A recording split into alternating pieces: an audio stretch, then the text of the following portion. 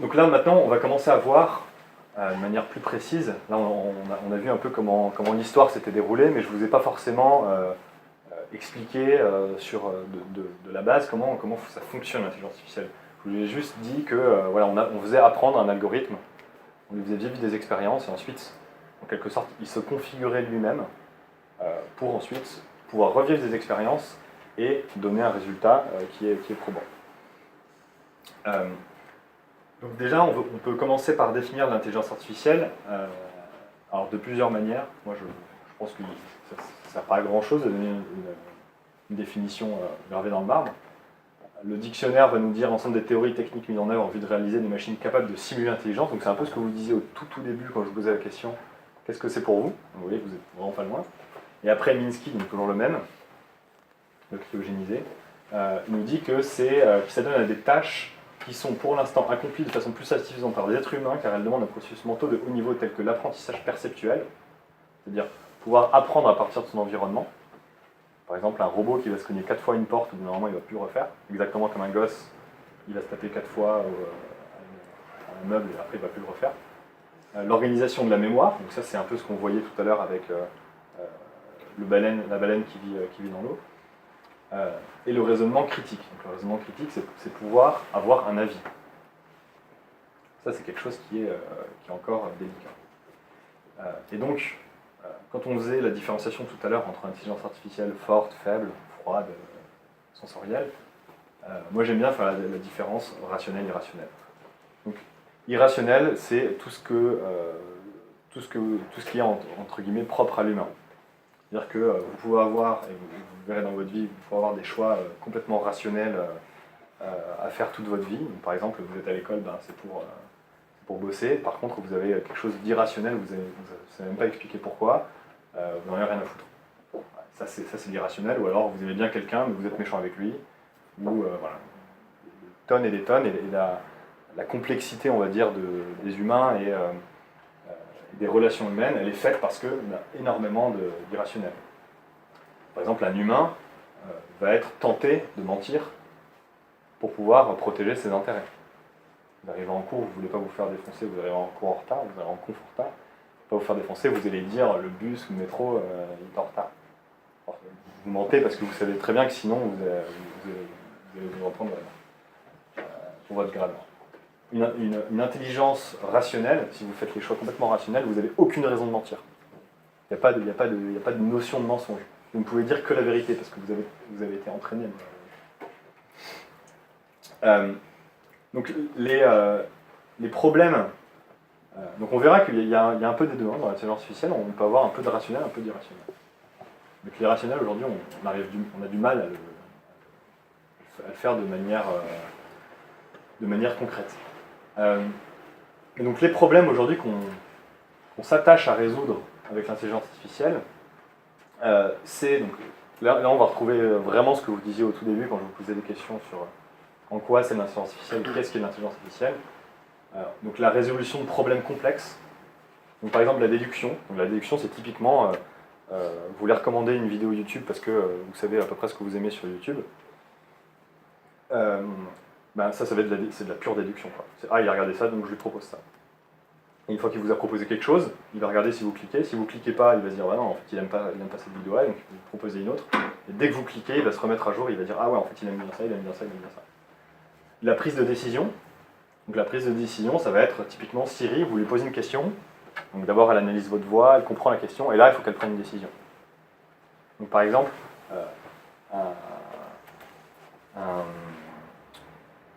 un exemple qui peut être, on voit vraiment que la prise de décision peut être difficile, c'est quand on utilise des mots qui ont le même son, mais qui n'ont pas du tout le même sens. Par exemple, vert, pour les étrangers, c'est très très dur de comprendre ce genre de phrase. Quand vous dites vert en français, ça peut être un vert en vert, ça peut être vert la couleur, ou ça peut être un vert de terre.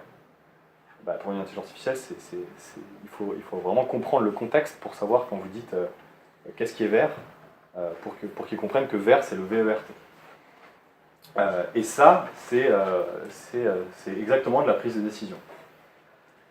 Ensuite, ça peut être aussi de la planification. Donc la planification, ça va être de pouvoir, par exemple, vous dire la météo dans 3 jours. La météo dans 3 jours, c'est complètement des choses qu'on va essayer de prédire. Dès qu'on va essayer de prédire, de dire il va y avoir tel événement ou tel comportement dans le futur à cette date-là, ça va être de la planification. C'est-à-dire que l'algorithme, on va l'entraîner à prédire la météo à 3 jours après, en lui donnant des images satellites, en lui donnant n'importe quoi. Un autre grand domaine, ça va être tout ce qui est perception. Donc, pouvoir détecter des choses. Donc, par exemple, on voyait tout à l'heure quand on préparait la conférence, on a mis la caméra. La caméra, elle fait la mise au point automatique en identifiant les visages. Et en fait, vous êtes tous de dos. Donc la caméra, en fait, elle a des problèmes à identifier les visages parce qu'elle, ce qu'elle recherche, c'est un nez, 2 yeux et une bouche. Ça, c'est typiquement de la détection. C'est de la détection de visage. Et ça, sur quasiment tous les appareils photo et sur les téléphones, vous avez déjà vu qu'il vous classe vos visages, il reconnaît les personnes et tout ça. Ça, c'est typiquement de la détection et de l'identification. Détection, quand on va détecter, par exemple, une forme, ok, là, il y a un visage. Donc ça, c'est de la détection, là, il va détecter tous les visages. Et la deuxième étape, c'est l'identification. C'est, ok, je détecte un visage, mais en plus, je sais que c'est lui, parce que j'ai sa photo Facebook et qu'il y a vraiment une ressemblance gigantesque entre ces deux photos. Une autre grande partie, ça va être de l'interaction. Donc l'interaction, ça va être un peu un mélange de tous ces éléments-là qu'on a vus, mais ça va être typiquement ce qu'on va faire dans les chatbots, c'est-à-dire pouvoir interagir avec un humain pour pouvoir répondre et ne pas, à chaque question, donner une réponse qui sort de nulle part, mais pouvoir comprendre le contexte d'une conversation. Ou alors pouvoir interagir de manière durable avec un humain. Si on imagine un robot, par exemple,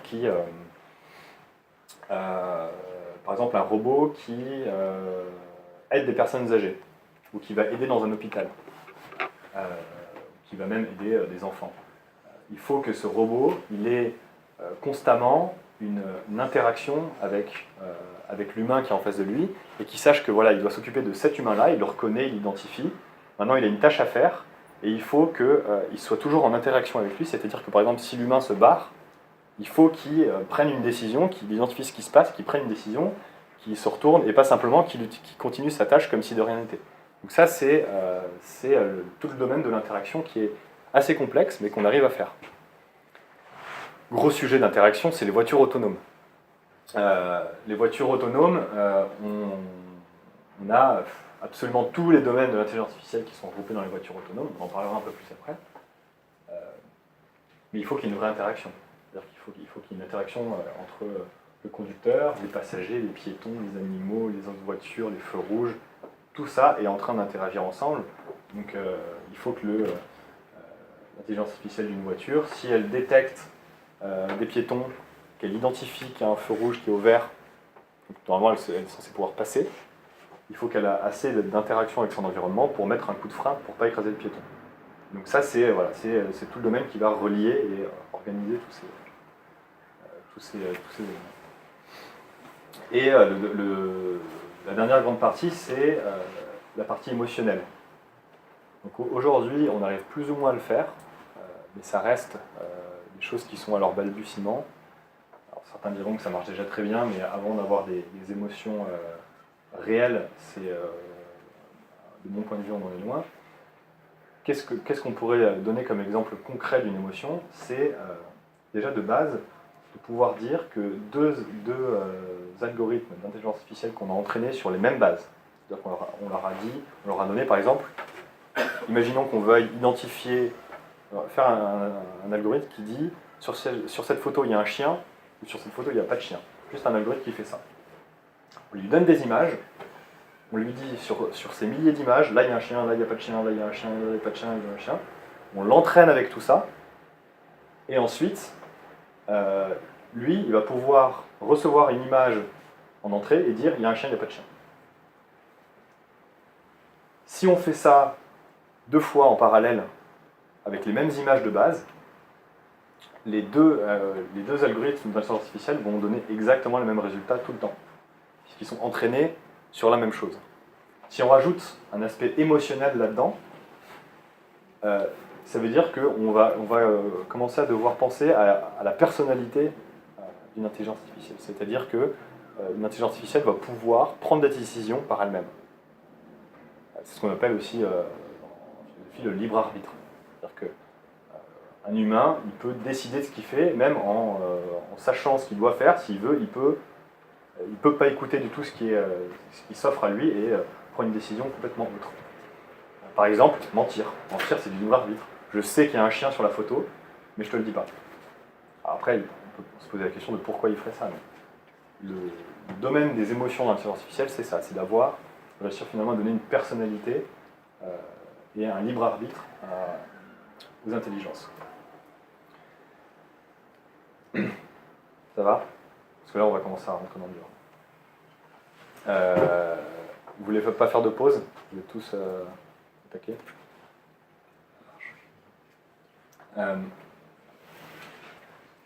Donc, maintenant, on va voir plus en détail les parties de l'intelligence artificielle et comment elles s'organisent et pourquoi on a plusieurs parties, pour quel cas on utilise telle partie, pour quel cas on utilise d'autres. Donc déjà, la première chose à voir, c'est qu'on a deux types, et on l'a vu tout à l'heure dans l'histoire, deux types général de systèmes d'apprentissage dans l'informatique. Il y a tout ce qui est apprentissage symbolique. Donc, l'apprentissage symbolique, c'est tout ce qu'on a vu sur la baleine vit dans l'eau. On donne en fait des symboles à un algorithme. On lui dit, bah voilà, tu as le symbole baleine, le symbole eau, le symbole poisson. Et on te dit, poisson et eau, c'est vidant. Baleine et eau, c'est vidant. Voilà, c'est l'apprentissage symbolique et c'est ça qui permet de faire des systèmes qu'on a vus experts, et faire par exemple des systèmes comme Akinator. Et le deuxième type d'apprentissage, c'est l'apprentissage connexionniste, c'est ce qu'on a vu avec le perceptron, le réseau de Hopfield, et en fait tout ce qui essaye de recréer l'apprentissage humain, mais sous forme informatique. Dit d'une autre manière, l'apprentissage, l'intelligence artificielle symbolique, c'est quelque chose qui va prendre des règles et des faits en considération, et qui va à partir de ces règles et de ces faits déduire des résultats. Donc par exemple, les faits, c'est un poisson vit dans l'eau. La règle, c'est le poisson ne doit pas mourir, donc le poisson ne doit pas sortir de l'eau. Parce que si le poisson sort de l'eau, il ne vit plus dans l'eau, donc il est mort. Ça, c'est vraiment de l'intelligence artificielle symbolique, dans le sens où on lui donne des règles, des faits, et ensuite on lui fait déduire toutes les informations. C'est exactement comme ça qu'on peut faire aussi une machine qui joue aux échecs ou à n'importe quel jeu.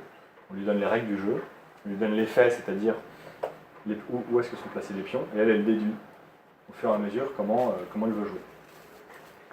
Alors que dans le connexionnisme, dans tout ce qui est rapport à imiter le cerveau humain, ce qu'on va faire, c'est qu'on va donner non pas des règles, mais un sens. Alors là, il ne faut pas essayer de comprendre dans la totalité ce genre de termes, parce qu'en fait, c'est pas forcément compréhensible. On va donner un sens à des algorithmes et on va lui donner des données. Moi, j'aime bien utiliser le terme d'expérience et de résultat. Donc, on va donner des expériences à un algorithme et de ça, il va tirer un sens et ensuite de ce sens, il va pouvoir donner des résultats. Et vous pouvez faire le meilleur parallèle, c'est les enfants, c'est vous, c'est nous les humains. Par exemple, vous donnez, faites pas ça, mais vous donnez un pistolet à un enfant de 3 ans, il ne sait pas ce que ça représente, il ne sait pas quel sens ça a, ce truc. Il sait juste que c'est un truc. Par contre, quand il va grandir et qu'il va comprendre le sens du pistolet, quand on va lui donner ensuite un pistolet, eh ben, il va réagir d'une manière complètement différente de quand il était innocent, vierge, parce qu'il n'avait aucune connaissance, du sens du pistolet. Un algorithme d'intelligence artificielle, c'est exactement la même chose. D'ailleurs, c'est à peu près normal puisqu'on a essayé de recréer un cerveau. Donc si on recrée un cerveau, c'est plutôt rassurant que ça fonctionne comme un cerveau humain. Donc ça, c'est les deux grandes parties qu'on voyait ici.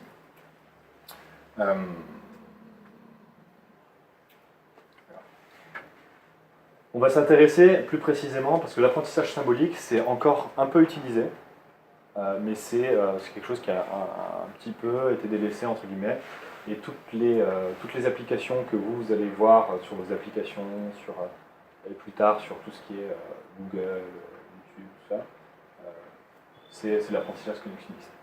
Et là, on va dissocier deux grandes parties. Première partie qui s'appelle le machine learning, donc l'apprentissage machine, et l'autre qui s'appelle le deep learning, donc l'apprentissage profond. L'apprentissage machine, on appelle ça aussi en français l'apprentissage statistique. Quasiment tout l'intelligence artificielle aujourd'hui est basé sur un de ces deux-là, ou les deux ensemble. Donc on va s'attaquer d'abord au machine learning. On ne va pas voir en détail ce que c'est, les maths et tout ça, mais le concept de base. Donc vous voyez que le concept de base, c'est la même chose qu'un algorithme. Hein. C'est-à-dire qu'on lui donne en entrée de l'information, il va y avoir certains mécanismes qui font qu'à la fin, il y a une action qui va se produire. Dans le cas exact du machine learning, on va lui donner des données. Donc, par exemple, des données, ça peut être quoi? Ça peut être des photos. Et ensuite, on va lui donner des paramètres, on peut aussi appeler ça des labels. Donc imaginez, on lui donne des milliards de photos d'animaux, et on va mettre le nom de l'animal aussi à côté. On va donner ces deux éléments-là en entrée à l'algorithme de machine learning. Et on va le faire apprendre. Donc quand il va apprendre, il va dire « Ok, cette photo-là, je l'ai bien vue, il y a un chien. Cette photo-là, je l'ai bien vue, apparemment c'est un cheval. Cette photo-là, je l'ai bien vue exactement comme un humain fait au final quand on va regarder des livres. » Et à la fin, ce qu'on va faire, c'est qu'on va lui donner juste les données, on va lui donner une photo, et le but, c'est qu'il nous ressorte le paramètre. La seule spécificité de l'algorithme de machine learning, c'est qu'il ne peut pas vous dire chien, chat, cheval. Seule chose qu'il peut vous dire, c'est un nombre. Donc, c'est là où la question qu'on pose à l'algorithme est très très importante. C'est-à-dire que si on veut faire un algorithme qui détecte s'il y a un chien sur une photo, il faut pas lui dire quel animal est sur la photo, parce que là il ne pourra pas vous répondre, parce que lui il peut répondre qu'un nom. Ce qu'il faudra lui poser comme question, c'est y a-t-il un chien sur la photo? C'est différent de quel animal est sur la photo. Et en fait, lui ce qu'il va vous répondre, ce sera 1 si c'est oui, 0 si c'est non. Et s'il n'est pas sûr, il va pouvoir vous donner un nombre entre 0 et 1, pour lui dire, par exemple, il va te dire 0,5. C'est-à-dire que j'ai 50%, je pense qu'à 50% il y a un chien là-dessus, je ne suis pas sûr. Et donc ça va permettre de faire 4 applications majeures. La première application, c'est la classification. On va voir juste après ce que c'est. Deuxième application, c'est la régression. Ensuite, le clustering et la réduction dimensionnelle. Ça a l'air barbare comme ça, mais c'est pas très complexe, sauf peut-être la réduction dimensionnelle, mais c'est pas très complexe à comprendre dans le principe. Il y a une nuance, c'est la méthode avec laquelle on va faire apprendre l'algorithme. Donc là, je vous ai dit, on donne des photos de chiens et on lui dit, alors soit on lui dit il y a un chien ou il y a un cheval, soit on lui dit il y a un chien, il n'y a pas de chien. Ça, peu importe. Ça, c'est ce qu'on appelle de l'apprentissage supervisé. Vous pouvez faire le parallèle avec l'éducation et l'apprentissage d'un humain. C'est comme lui donner un livre en disant, voilà, c'est un livre avec plein d'animaux, et puis à chaque fois on te met le nom en dessous. C'est un apprentissage supervisé dans le sens où on dit, ok, cette photo-là, c'est chien. C'est effectivement un chien. C'est là où on supervise, où il y a quelqu'un qui vous dit l'information, qui vous donne le résultat. Il y a un autre type d'apprentissage qui s'appelle l'apprentissage non supervisé. Donc c'est le même livre, avec les mêmes photos, mais simplement, il n'y a pas marqué le nom de l'animal en dessous. Et donc à partir de ce moment-là, si on ne donne pas le résultat, si on ne donne pas le paramètre à l'algorithme, il ne va pas pouvoir vous dire, si vous lui demandez s'il y a un chien, il ne saura pas ce que c'est chien, donc il ne va pas pouvoir répondre. Il va pouvoir répondre à des questions complètement différentes. Et c'est ce qu'on verra. Et donc en fait, dans les capacités d'un algorithme de machine learning, la classification, la régression proviennent d'un apprentissage qui a été supervisé, et le clustering et la réduction dimensionnelle d'un apprentissage qui est non supervisé. On va voir ce que c'est, et c'est pas très très dur. On va attaquer d'abord par la classification. La classification, c'est exactement ce que je vous disais sur est-ce qu'il y a un chien sur cette photo? On a du temps là ou pas? Ouais. Il nous reste combien de temps? Une demi-heure. Une demi-heure? Parfait. 30-40 minutes. Ouais. On va démarrer un temps. Parfait. Donc la classification, c'est ça. Est-ce qu'il y a un chien, est-ce qu'il n'y a pas de chien? Là, en l'occurrence, par exemple, l'exemple qui est là, c'est de reconnaître les chiffres. Donc là, c'est pratique parce que c'est pas, on ne lui demande pas chien, cheval, on lui demande un nombre. Et je vous ai dit qu'un algorithme, il peut sortir, ici, dans ce cas-là, que un nombre. Donc c'est parfait, on peut lui demander de sortir un nombre. Donc ce qu'on va faire, c'est donner des milliers de photos comme ça, et on va dire, ok, bah, cette photo-là, c'est un 0, cette photo-là, c'est un 9, cette photo-là, c'est un 1, cette photo-là, c'est un 5. Et on va superviser comme ça l'apprentissage, et au bout d'un moment, quand l'algorithme aura appris, on va pouvoir lui donner une photo, et on va pouvoir avoir comme résultat instantanément le nombre qui est détecté sur cette photo. Et donc, peu importe la chose qu'on veut classer. C'est-à-dire que si vous voulez faire de la recommandation de vidéos sur YouTube, c'est de la classification. C'est simplement qu'il faut tourner le problème d'une manière à ce que ça fonctionne bien. C'est-à-dire, la question qui est posée quand YouTube vous recommande une vidéo, c'est est-ce qu'il va cliquer sur cette photo, sur cette vidéo? Et donc, est-ce qu'il va cliquer sur cette vidéo? L'algorithme de YouTube va dire une réponse entre 0 et 1. S'il dit 1, ça veut dire que je suis 100% certain qu'il va cliquer sur cette vidéo que je lui recommande. S'il dit 0, ça veut dire que je suis sûr qu'il ne va jamais cliquer. Et donc, en fait, ils ont toute leur banque de données de vidéos sur YouTube. Ils ont toutes les vidéos que vous avez regardées par le passé et toutes les recherches que vous avez faites. Et donc, ils ont entraîné sur vos données-là un algorithme spécifique pour vous, selon vos goûts. Et à chaque fois que vous allez regarder une nouvelle vidéo, qu'ils vont devoir vous proposer, ou alors à chaque fois que vous arrivez sur la page d'accueil, ils vont faire passer cet algorithme et déterminer un classement des vidéos qui sont les plus probables de vous plaire. Et donc ils vont vous les montrer. Donc c'est exactement de la classification qu'ils vont faire. Le deuxième exemple, ce qu'on appelle la régression. Alors ça, je pense que certains d'entre vous ont déjà dû le voir, sinon ils sont en première, je ne sais pas si vous le faites ou pas. La régression, vous pouvez le faire sur Excel. La régression linéaire, c'est bête, c'est vraiment bête comme principe. C'est imaginer que, par exemple, on va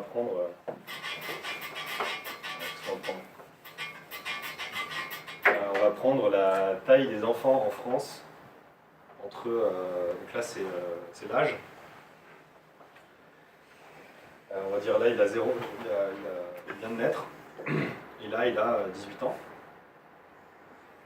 Et on essaie de mesurer sa taille. Taille moyenne, enfant, fille, garçon, peu importe. Et on va avoir plein d'expériences, donc toujours la même chose. On va se dire, ok, quand ils naissent, les enfants sont aux alentours de 50 cm. Il y en a qui sont plus hauts, peut-être pas comme 10 mètres, mais il y en a qui sont là, et au final, plus ça va avancer, plus ça va, plus la taille va augmenter, plus quand les gens vont vieillir.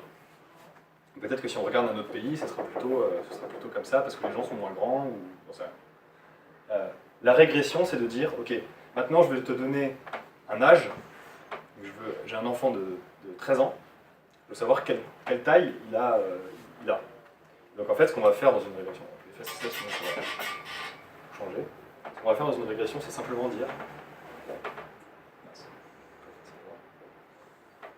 En gros, c'est un peu comme faire une moyenne. C'est-à-dire que, en gros, alors ce qui se passe quand on fait une régression, c'est que on trace une droite et on calcule toutes les distances qu'il y a là, et on essaye que la distance elle soit toujours la minimum entre tous les points. Donc en fait, on va faire une moyenne. Donc ça, c'est ce qu'on appelle une régression linéaire. On trace un trait, quoi. On trace un trait dans la courbe et on essaye, comme tu dis, de faire une moyenne et d'être en gros au milieu.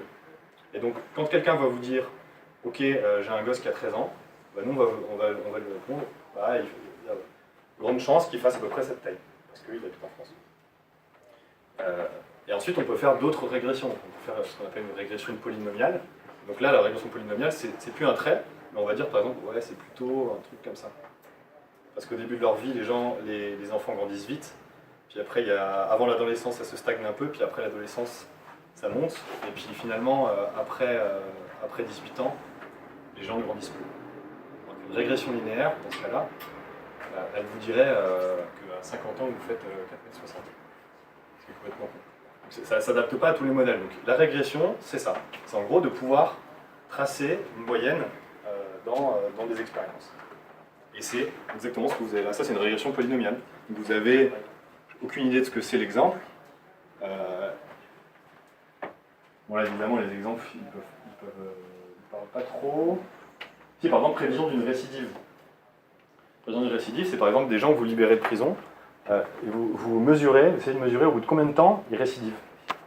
Donc vous avez libéré un braqueur, vous mesurez tous les braqueurs s'ils ont recommencé, et s'ils ont recommencé, quand est-ce qu'ils ont recommencé, au bout de combien de temps de la libération.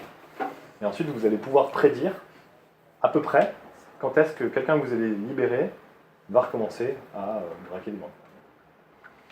Donc ça, c'est de la régression.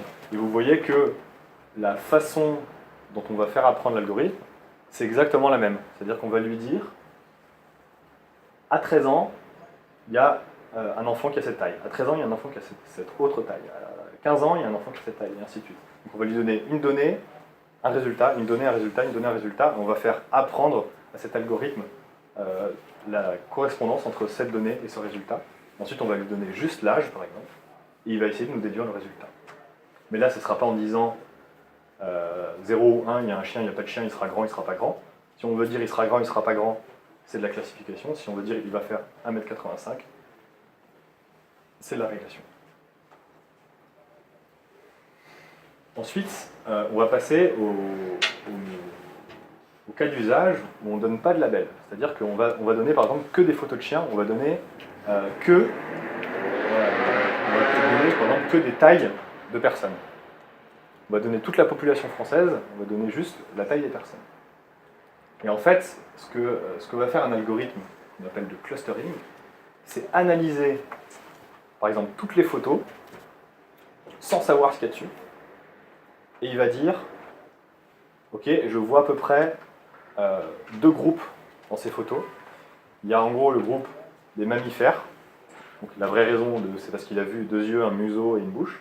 Et il va y avoir le groupe des poissons, parce qu'il a reconnu des nageoires. Il ne sait pas ce que c'est, il ne sait pas que c'est des mammifères, il ne sait pas que c'est des chiens, il ne sait pas du tout pourquoi, vraiment, de manière palpable comme nous on le ferait, il ne sait pas du tout pourquoi il fait ça, mais il sait qu'il voit une différence. Je ne sais pas si vous avez joué à ça, vous ne vous en doutez plus quand vous étiez très gosse. Il y a des jeux pour les gosses, pour l'éveil, qui consistent à, tu as une plaque, et tu as un trou en étoile, tu as un trou en triangle, tu as un trou en rond. Et le but, c'est que les gosses mettent le rond dans le rond, le triangle dans le triangle et l'étoile dans l'étoile. La manière de procéder d'un gosse quand il découvre ça, on ne lui dit pas, l'étoile elle va là, ensuite on lui enlève, il la reprend, il la remet. Il va commencer à prendre le rond, il va essayer de le mettre dans l'étoile, il va dire putain ça marche pas, il va essayer de le mettre dans le triangle, ça marche pas, et en fait il va déterminer tout seul, comme ça, des groupes de choses. Il ne sait pas trop pourquoi, mais il comprend que c'est différent. C'est exactement ça que va faire un clustering. Et donc, on peut appliquer ensuite ce clustering dans énormément de domaines. Par exemple, on peut donner plein de paramètres sur des gens, on en reparlera après, plein de paramètres sur des gens, donc ce qu'ils ont liké sur Facebook, les messages qu'ils ont échangés entre eux, toutes les photos qu'ils ont publiées sur Instagram, sur Facebook. Et ensuite, on va pouvoir déterminer des groupes, par exemple des groupes politiques. Dire, ok, lui, vu ses photos, vu ses likes, vu ses commentaires, il est dans tel groupe.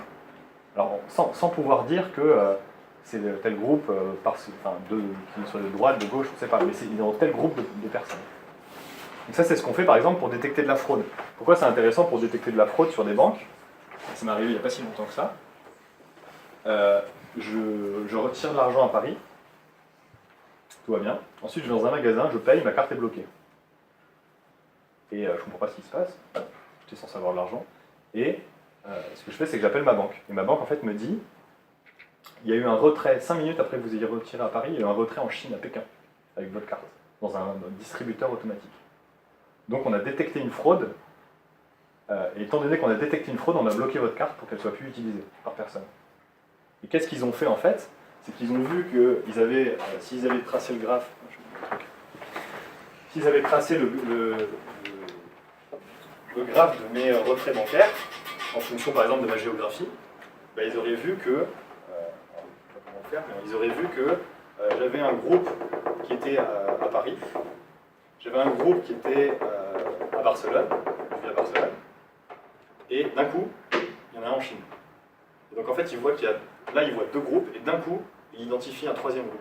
L'algorithme de clustering dit, ah, là il y a une donnée qui n'est pas du tout comme les autres, j'identifie qu'il y a un troisième groupe, et ça fait sonner une alerte dans la banque, et ça fait couper la carte. Et donc c'est pour ça que ensuite tout le jeu des hackers qui veulent contrer ces détections de fraude, c'est d'être au maximum à l'intérieur de ce que vous faites. Il faut vraiment qu'ils essayent de se faire tuer pour vous. Et c'est pour ça qu'on fait, ensuite on envoie des SMS, des trucs comme ça pour vérifier que la personne...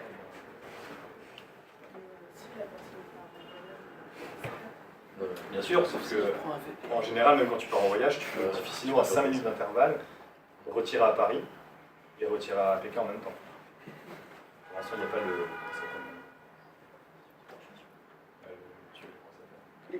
l'hyperloop. L'hyperloop, ça prend un peu plus de temps. Mais bien sûr, d'ailleurs, c'est pour ça que maintenant, il y a plein de banques qui vous disent si vous partez en voyage, dites-le nous. Il y a plein de banques qui vous disent ça, c'est à cause de ça. Parce que sinon, vous retirez, bon, vous faites supprimer votre carte tout de suite. Voilà, donc ça peut servir là-dedans, c'est détection de fraude, blanchiment d'argent. Par exemple, voilà, c'est typiquement un blanchiment d'argent. Vous ouvrez un compte, vous voulez blanchir de l'argent, vous avez braqué une banque, vous avez de l'argent liquide. Pour l'utiliser dans le système, il faut que vous le mettiez sur un compte bancaire. Sauf que, en fait, vous gagnez 1000 € par mois, et d'un coup, boum, il y a 1 million qui arrive. C'est pareil, vous pouvez tracer vos rentrées d'argent qui sont normalement de 1000 €, et là, d'un coup, boum, vous avez 1 million qui arrive. Détection de fraude, c'est un comportement anormal, il n'est pas dans le groupe de base, donc il y a des alertes qui sont lancées. Et pareil pour les failles de sécurité. Par exemple, Facebook vous dit ça, Google vous dit ça quand vous vous connectez sur Facebook.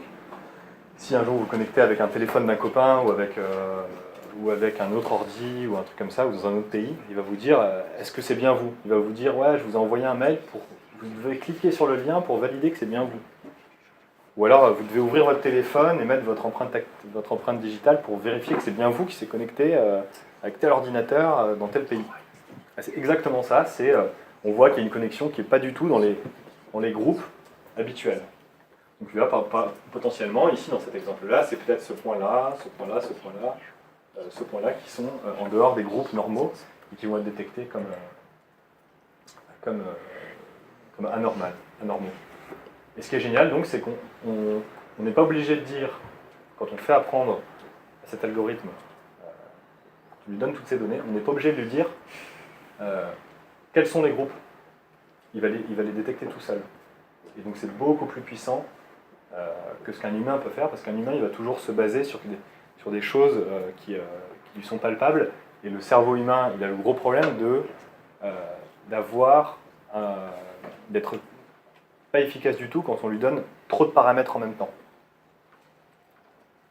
Dès qu'on va vous dire, et même à l'école c'est ça, dès qu'on va vous dire il faut faire ça parce que ça et ça et ça et ça et ça et ça et ça, assez rapidement vous ne pouvez plus vous en sortir parce qu'il y a beaucoup trop de conditions et vous ne savez plus du tout comment, vous allez en oublier une, ah oui mais ça j'avais pas pensé à ça, c'est dans tel cas, il y a trop de cas particuliers.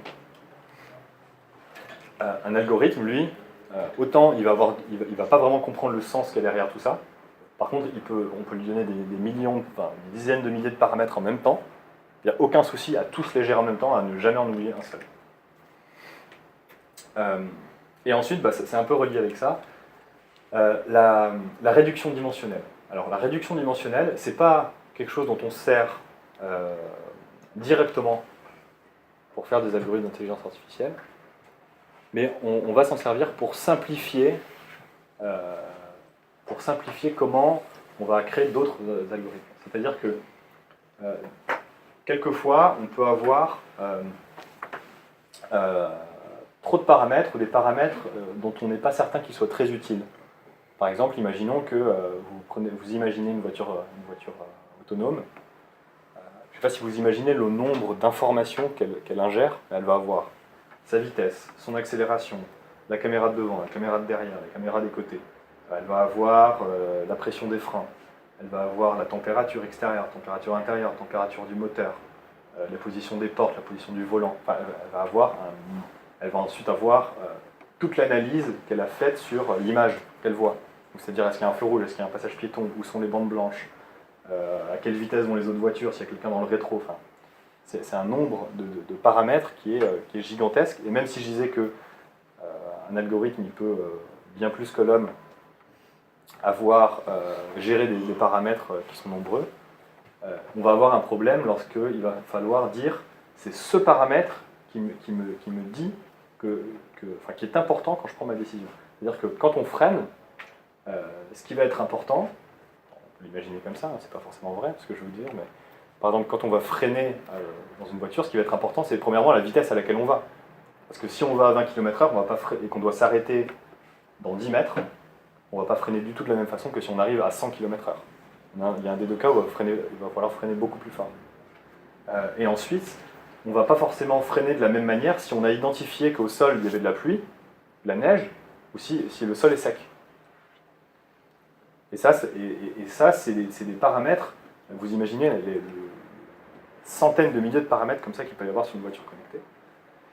Et en fait, pour simplifier ces paramètres, on va d'abord, avant d'entraîner la voiture à prendre ses décisions toute seule, on va prendre une partie de ces paramètres et on va essayer en fait, de regrouper ces centaines de milliers de paramètres en quelques paramètres. Par exemple, si on a identifié, par exemple, le capteur de pluie, vous savez, celui qui active les essuie-glaces tout seul, là, il y avait un petit capteur de pluie sur toutes les voitures qui les essuie-glaces tout seul. Si le capteur de pluie, il a détecté qu'il y avait de la pluie, si l'image, elle a capté qu'il y avait de la pluie, soit qui tombait, soit au sol, et qu'en plus, il y a un autre capteur de pluie dans les pneus, ça fait 3 paramètres normalement qu'on devrait filer à notre machine intelligente. Là, en fait, ce qu'on va faire, c'est qu'on va passer un algorithme qui va dire « Ok, j'ai compris, ça ne sert à rien d'avoir 3 fois le paramètre, le seul paramètre résultant qui est important, c'est « il pleut ». Et donc, la voiture autonome, ensuite, elle va prendre une décision sur le fait qu'il pleut ou qu'il ne pleut pas. Donc ça, c'est pour les grands thèmes de l'intelligence artificielle qui sont sur de l'apprentissage statistique et du machine learning. Et ensuite, il y a toute la partie, à laquelle on n'ira pas dans les détails, parce que c'est très très complexe, et pour tout vous avouer, moi je ne comprends pas les théories qu'il y a derrière. Mais vous allez voir, c'est pas du tout important de les comprendre. Le but, c'est de comprendre les concepts. C'est ce qu'on appelle les réseaux de neurones. Donc les réseaux de neurones, je vous disais tout à l'heure, un cerveau, c'est plein de neurones qui reçoivent des signaux électriques, qui donnent des sorties, qu'on connecte entre eux et qu'ensuite on configure. Et quand en fait un nouveau-né naît, il a en fait une configuration de base qui est celle de ses parents, celle que vont filer ses parents dans son ADN. Donc voilà, si vous allez dire ouais, j'ai tel trait de caractère de mon père, tel trait de caractère de ma mère, ça c'est quelque chose qu'on va dire entre guillemets inné. Et ensuite c'est en fonction de ce que vous avez vécu que votre cerveau au fur et à mesure s'est configuré. Donc ça c'est les réseaux de neurones. La différence avec le machine learning, c'est qu'en entrée on peut tout lui donner. On peut lui donner n'importe quoi, on peut lui donner à la fois de la vidéo, on peut lui donner du son en même temps, on peut lui donner des repères dans l'espace, on peut lui donner n'importe quoi. Et en sortie, il va pouvoir tout sortir aussi, pas seulement des chiffres. Donc il va pouvoir par exemple prendre du chinois en entrée, ressortir du français. Ou prendre une image en entrée, ressortir une vidéo. Ou prendre une image en entrée, ressortir une autre image. Et là, on a des capacités qui sont vraiment énormes. Là, ça n'en est que quelques-unes. Et c'est comme ça qu'on va pouvoir faire jouer des algorithmes. Par exemple, vous avez vu je ne sais pas si vous avez vu que Google a battu le champion du monde du jeu de Go, qui est un jeu japonais qui est réputé comme chinois, qui est réputé comme l'un des plus durs au monde. C'est pas le plus dur, mais c'est un des plus durs au monde parce qu'il y a énormément de possibilités. Et on a réussi à battre. On le fait grâce à des réseaux de neurones. On va pouvoir faire plein de trucs, en gros Google Translate, une grosse partie des voitures connectées, l'identification d'objets dans une salle, la compréhension des émotions sur une image, tout ça c'est fait avec des réseaux de neurones. Et les méthodes, ce sont les mêmes. Soit on supervise l'apprentissage en lui disant, bah voilà, quand tu as cette donnée-là, c'est tel résultat, et ainsi de suite. Et ensuite, l'algorithme va ressortir le résultat.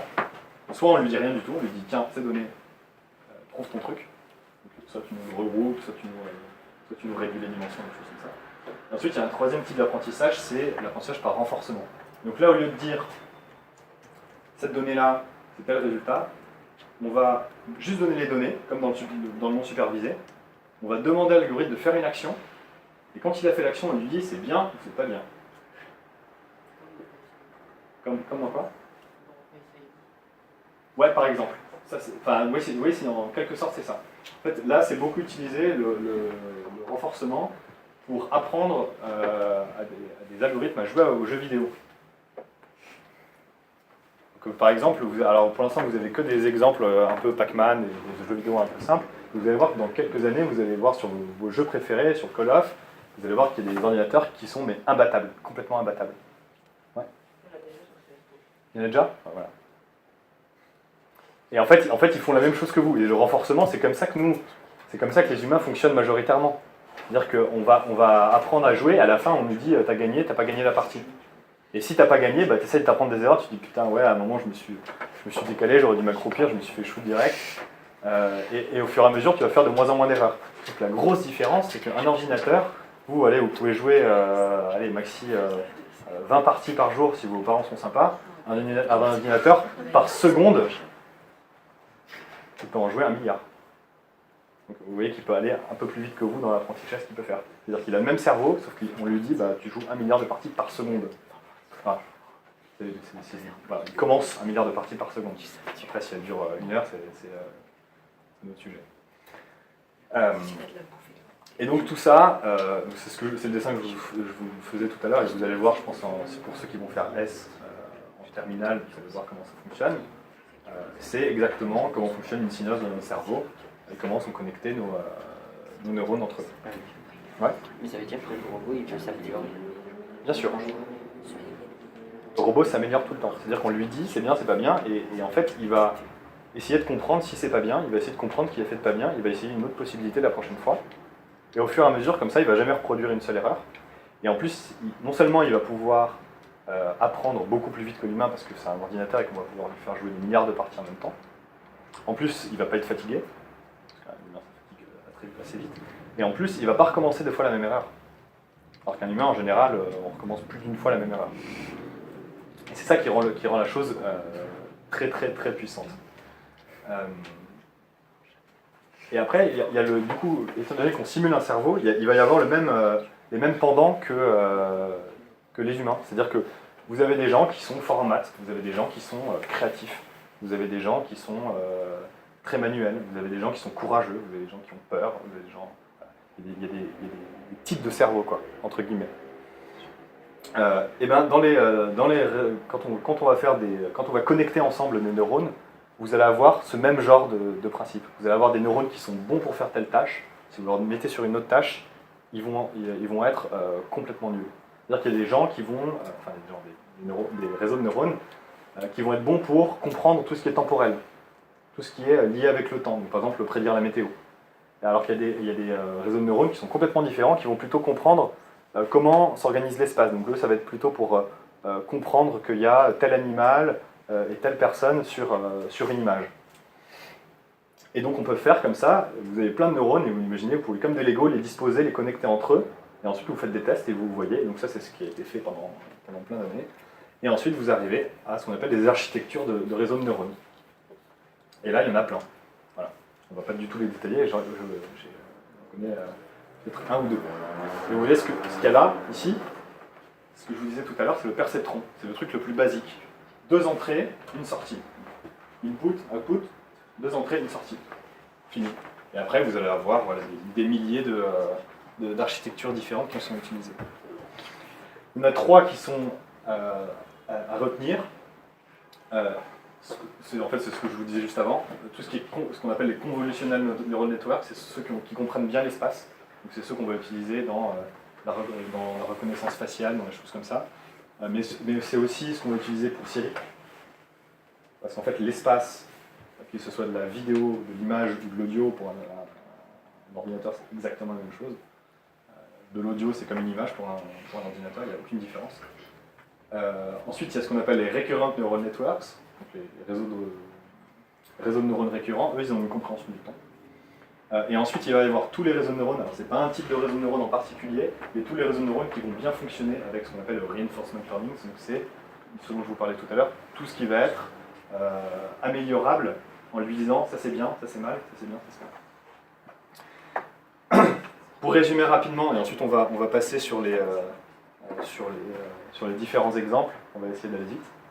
Bon, vu que tout le monde a été en retard, je peux être en retard aussi.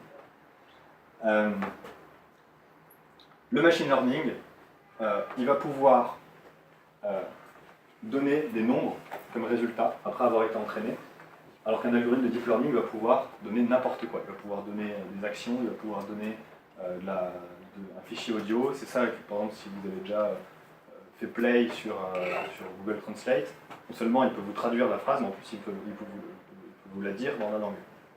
En fait, là, c'est un réseau de neurones qui vous prend de l'écrit, qui vous le transforme en audio.